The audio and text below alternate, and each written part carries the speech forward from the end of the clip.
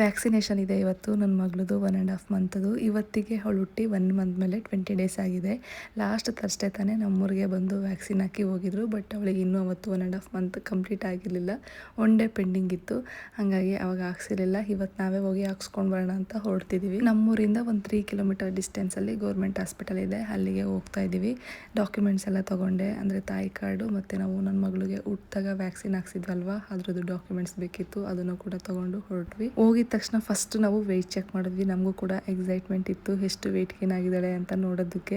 ಎಕ್ಸಾಕ್ಟಾಗಿ 3.9 kg ಇದ್ಲು. ನೀವು continuous ಆಗಿ ಕೇಳ್ತಿದ್ರಿ ಎಷ್ಟು ವೆಯ್ಟ್ ಇದ್ದಾಳೆ ಕರೆಂಟ್ಲಿ ಶೇರ್ ಮಾಡ್ಕೊಳ್ಳಿ ಅಂತ. 1 ಮಂತ್ ಮೇಲೆ 20 ಡೇಸ್ಗೆ 3.9 kg ಆಗಿದ್ಲು. ಹುಟ್ಟಿದಾಗ 2.85 kg ಇದ್ಲು.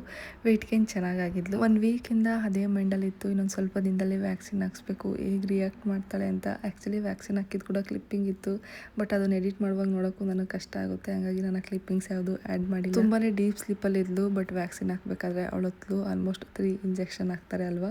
ಅದಾದ್ಮೇಲೆ ಮತ್ತೆ ಅವಳು ಮಲ್ಕೊಂಡ್ಲು. ನಾವು ಅಂದ್ಕೊಂಡ್ವಿ ಓಕೆ ಆರಾಮಾಗಿದ್ದಾಳೆ ಅಂತ. 11 o'clockಗೆ ಅವಳಿಗೆ ವ್ಯಾಕ್ಸಿನ್ ಹಾಕ್ಸಿದ್ದು. ಅರೌಂಡ್ 3 o'clockಗೆ ಅವಳಿಗೆ ಪೇಯ್ನ್ ಗೊತ್ತಾಯಿತು ಅಂತ ಅನಿಸುತ್ತೆ. ತುಂಬಾ ಎತ್ತಲು ಒಂದು 10 ಮಿನಿಟ್ಸು.